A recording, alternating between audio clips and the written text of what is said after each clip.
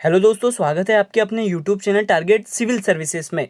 तो दोस्तों आज हम देखने वाले हैं 28 और 29 अप्रैल का करंट अफेयर्स। कल दोस्तों मेरा स्वास्थ्य खराब होने के कारण मैंने 28 अप्रैल का करंट अफेयर नहीं करवाया था, इसलिए दोनों क्लास आज कंबाइंड ले रहे हैं। और मध्य प्रदेश करंट अफेयर्स करवाने वाले सर का अभी भी स्वास्थ्य ठीक नहीं हुआ है, वो जैसे ठीक होते हैं वो क्लास स्टार्ट कर देंगे। तो सबसे पहले हम दोस्तों देख लेते हैं जो कल क्वेश्चन आपसे पूछा था। क्वेश्चन था कि आईपीएल टीम दिल्ली कैपिटल्स के जो नए कप्तान हैं वो कौन बने हैं। तो आप जानते हो दोस्तों ये कौन बने हैं, ऋषभ पंत। यहाँ पे करेक्ट आंसर हो जाएगा ऑप्शन 2। और आप देख सकते हो दोस्तों ये है ऋषभ पंत। यहाँ पे हम दोस्तों बात करें आईपीएल की, इंडियन प्रीमियर लीग की। आईपीएल का जो पहला संस्करण हुआ था वो कब खेला गया था, तो ये 2008 में खेला गया था और इसमें विजेता टीम रही थी राजस्थान रॉयल। और यहाँ पे हम बात करें कि जो आईपीएल 2020 हुआ था, ये जो 13वां संस्करण हुआ था ये यूएई देश में खेला गया था, क्योंकि पिछले साल भी दोस्तों पैंडेमिक मतलब कोविड-19 से बहुत ही खराब स्थिति रही थी, इसलिए ये यूएई में खेला गया था। और आईपीएल 2020 में जो विजेता टीम रही थी वो मुंबई इंडियंस रही थी।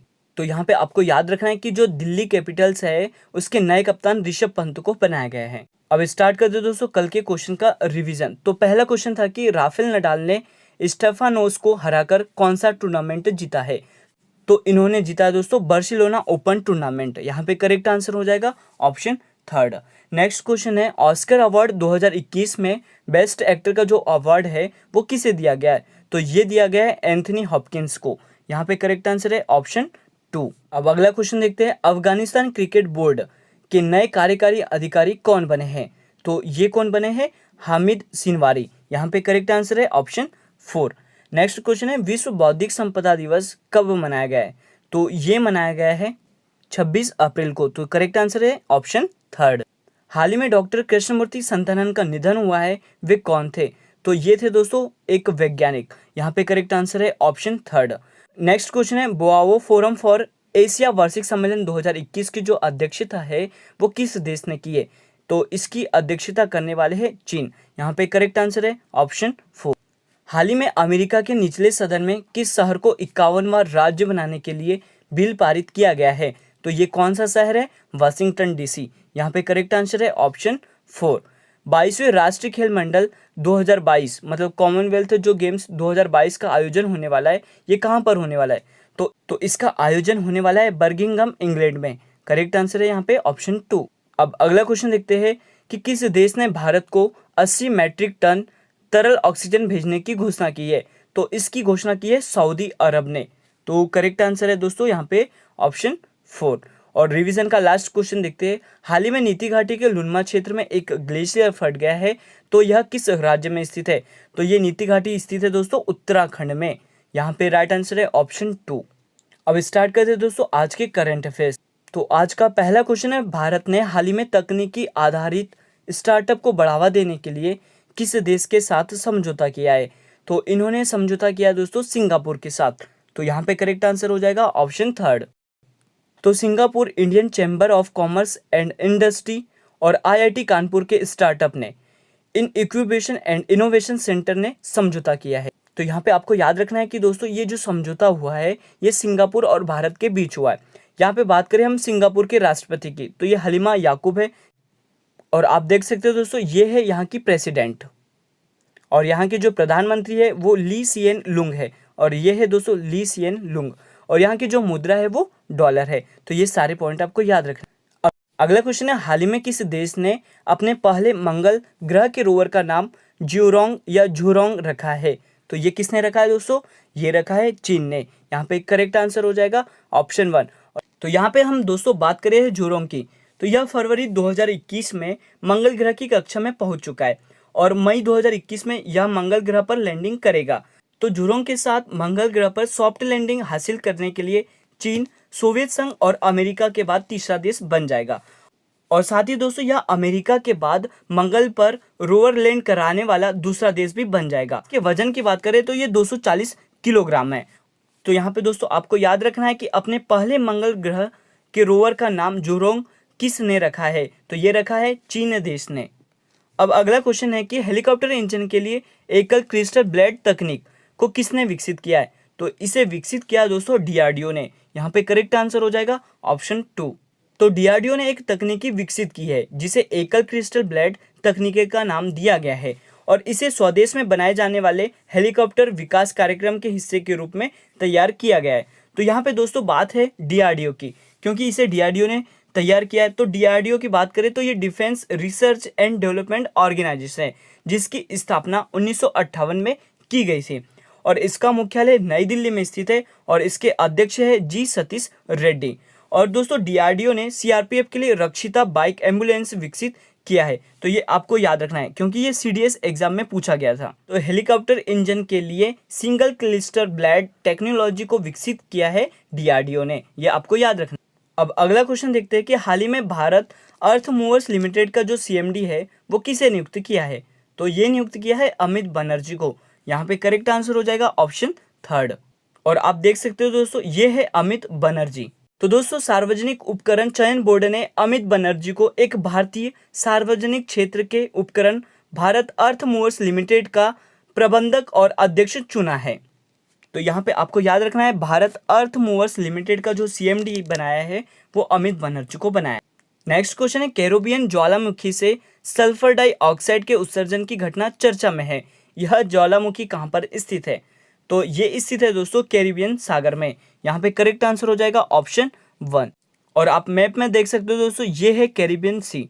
तो हाल ही में कैरिबियाई स्थित ला सॉफियर लामुखी में हुए विस्फोट से उत्सर्जित सल्फर डाइऑक्साइड भारत पहुंच गया है, जिससे देश के उत्तरी हिस्से में प्रदूषण के स्तर में वृद्धि और अम्लीय वर्षा होने का डर भी बना हुआ है।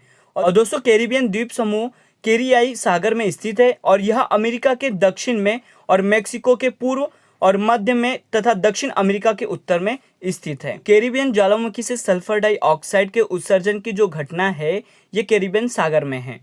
अगला क्वेश्चन है हाल ही में किसने एक नई पुस्तक लिविंग माउंटेन लिखी है। तो इस पुस्तक को लिखा है अमिताभ घोष ने। यहाँ पे करेक्ट आंसर है दोस्तों ऑप्शन 1। और आप देख सकते हो दोस्तों ये है अमिताभ घोष। अगला क्वेश्चन है हाल ही में यूनिसेफ के गुडविल एम्बेसडर कौन बने हैं। तो ये बने हैं दोस्तों डेविड बेकहम। करेक्ट आंसर है ऑप्शन 3। और आप देख सकते हो दोस्तों ये है डेविड बेकहम। और इससे पहले दोस्तों यूनिसेफ की जो गुडविल एम्बेसडर थी वो प्रियंका चोपड़ा थी। यहाँ पे हम बात कर रहे हैं यूनिसेफ की, मतलब यूनाइटेड नेशन चिल्ड्रंस फंड की।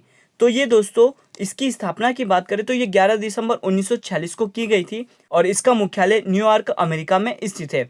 और अध्यक्ष कौन है, हेनरिटा फॉर है। आप देख सकते हो दोस्तों ये है हेनरिटा फॉर जो कि यूनिसेफ की प्रेसिडेंट। अगला क्वेश्चन है किस देश ने बच्चों के पाठ्यक्रम में महाभारत और रामायण को शामिल किया है। तो ये शामिल किया है दोस्तों सऊदी अरब ने। यहाँ पे करेक्ट आंसर है ऑप्शन 4।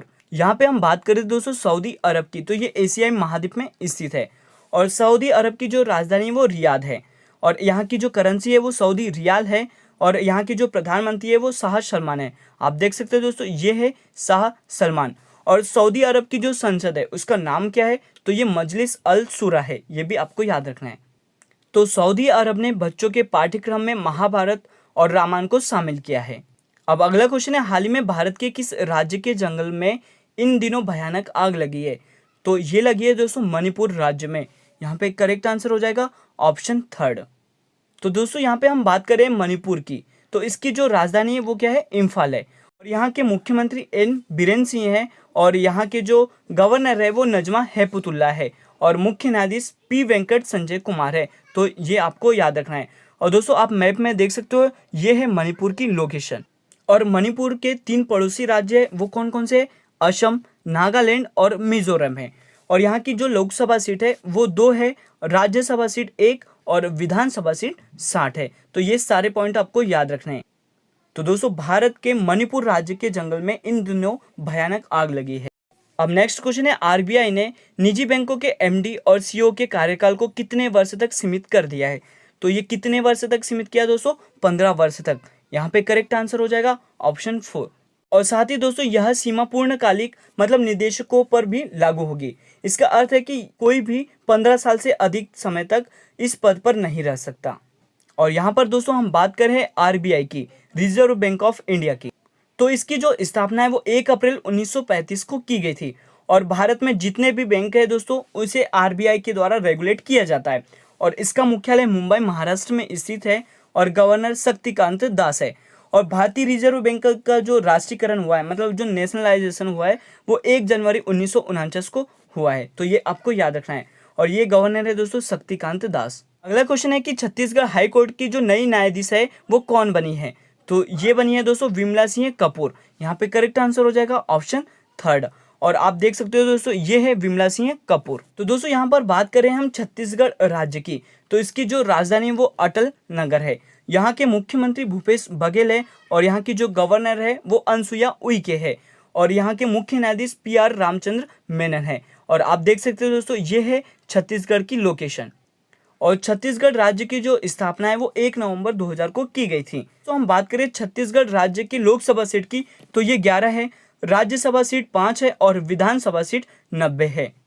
तो यहाँ पे आपको याद रखना है छत्तीसगढ़ हाई कोर्ट की जो नई न्यायाधीश बनी है वो कौन बनी है? विमला सिंह कपूर बनी है। क्वेश्चन है चांडल गुड गवर्नमेंट इंडेक्स 2021 में कौन सा देश शीर्ष पर रहा है? तो ये देश रहा है दोस्तों फिनलैंड। यहाँ पे करेक्ट आंसर हो जाएगा ऑप्शन 4। तो चांडलर गुड गवर्नमेंट इंडेक्स 2021 में शीर्ष स्थान पर रहने वाला देश फिनलैंड है।